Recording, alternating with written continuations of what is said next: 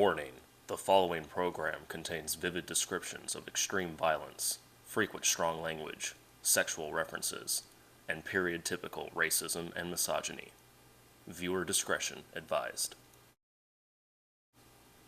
What you are about to hear is an account of one of the most bizarre crimes in the annals of American history.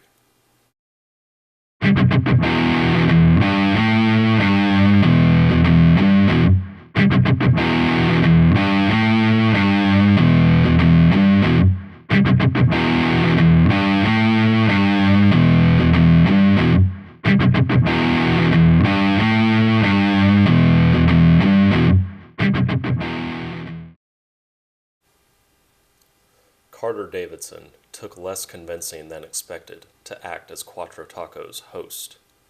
The position would fast become, as Luca predicted, a role more akin to that of a guard. Not a day after the gunslinger's hiring did a brown Volkswagen microbus roll into town.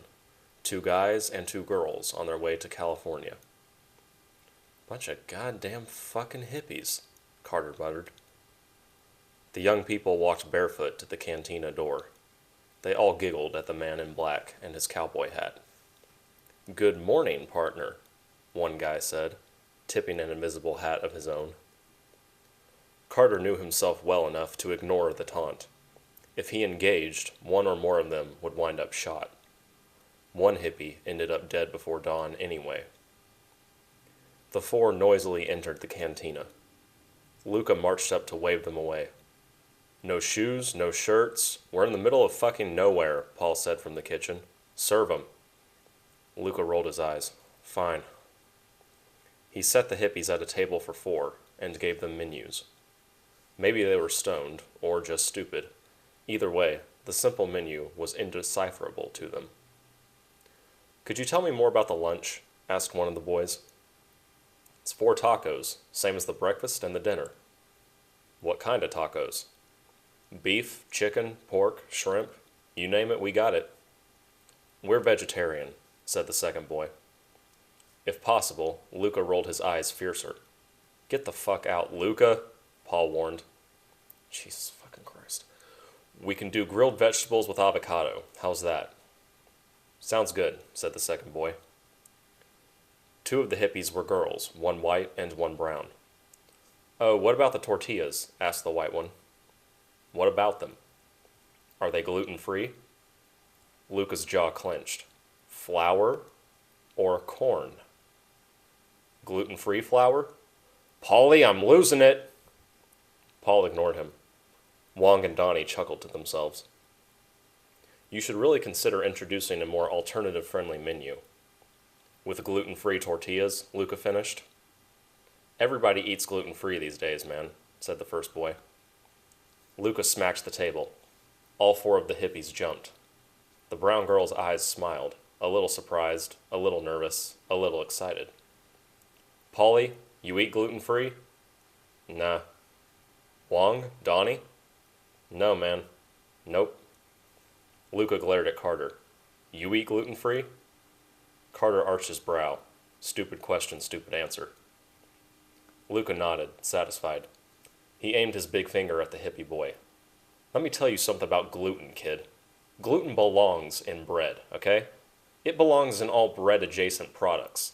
My mother, the saint she is, used to bake bread from scratch in our dinky little kitchen in New York. Do you know what was in the wheat she used to make that bread? Gluten. And did I complain?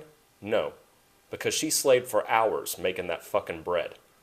You got any idea how fucking hard it is to bake fucking bread, kid?" The white girl made to soften the situation. 4 orders of vegetable tacos," she said diplomatically. "Corn tortillas will be fine." 3 orders of vegetable tacos with corn tortillas," said the brown girl. She batted her lashes at Luca. "I'd like 4 beef tacos, with flour tortillas, heavy on the beef." The others gasped. "Marla, how could you?" asked the first boy. Marla gave him a dirty look. "It's my vacation, Kenny. Lay off." Luca eased a little, if not quite brightened. "At least one of you has some sense." He hastily returned to the kitchen, eager to spit into the hippies' tacos. The one called Marla put on a big show, eating her meaty meal. Once or twice, she asked her girlfriend if Luca was watching. He was. The hippies paid with small bills and change. 3 of them crossed the street to see how much a room at the hotel cost. They eventually opted to sleep in their van. The one called Marla hung around, eyeing Luca, biting her lip whenever he glanced at her. They ended up making out in the back room's closet. Despite this unprecedented good fortune, the sous chef was still grouchy at closing time. He took to complaining while the others sat and listened. Paul attended to some paperwork. "Gluten-free tortillas," Luca snarled. "That'll be the fucking day we serve gluten-free tortillas in this fucking restaurant." "Fucking hippie motherfuckers," Carter agreed. "My dad used to call them godless." Luca laughed. "Shut the fuck up, Donnie, you're out of your league." "They're not godless, they just have a different idea of God," Paul said. A different person might have said this diplomatically or sympathetically, but not the giant.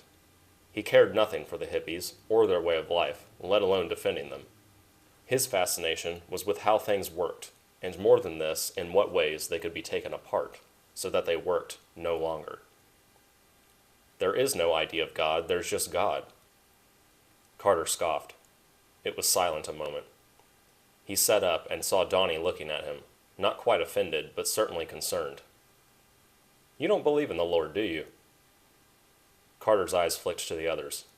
They were expressionless. He sighed.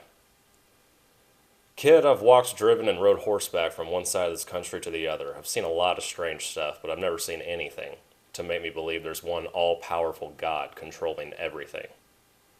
But if I'm wrong, and there is, now you listen when I say this. He ain't good."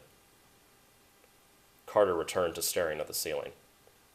Donnie gulped and managed, "Well, I believe."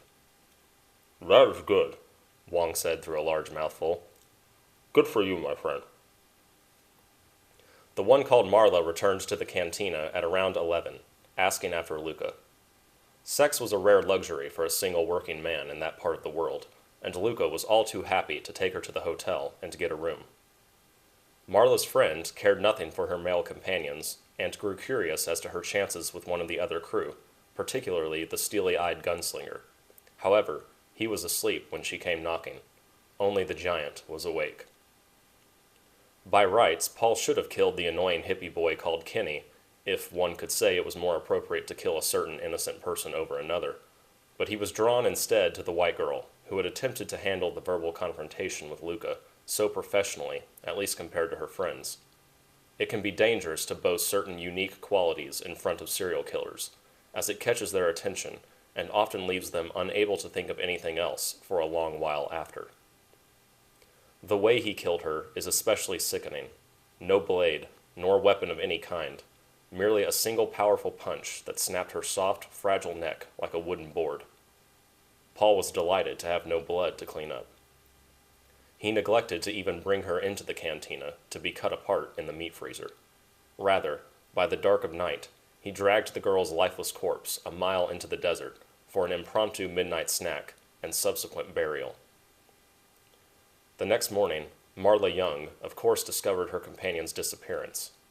Luca put on an act for the first time in years, faking concern and many empty reassurances, but knowing all the while what had happened. He directed Marla to inquire in the other buildings on Main Street and confronted his friend in the cantina's back room. "Paulie, you just killed someone. Again." Luca sounded as if he were scolding a child. "You said you'd wait at least a month." In response, Paul licked his fingers, which he had not yet washed. The young hippie girl was one of remarkably few female victims in all of the Quattro Taco murders. Analysts agree it is extremely unlikely Paul had any psychosexual reason for killing mostly men. For one, he was not always the one killing the men he cooked. In a way, he and Luca were buzzards waiting for roadkill to play with, often salvaging bodies from conflicts that would have occurred regardless of their participation. But, in the instances when Paul was the killer, evidence suggests he was completely cold-blooded and apathetic about whom he targeted. Killing was an addiction, and he cared not what kind of person he fed that addiction with. The two hippie boys the girl came with were anxious to leave the next morning, and had no intention of waiting around to see where she had gotten off to. "Fuck it," one said. "She can get her own ride to California." "Don't like her anyway," the other said. "Don't like either of them. If they were going to put out by now, they would have." The boys drove away, leaving behind both the dead girl and the live one. It is believed Marla Young stayed first and foremost because she wanted to find her missing companion.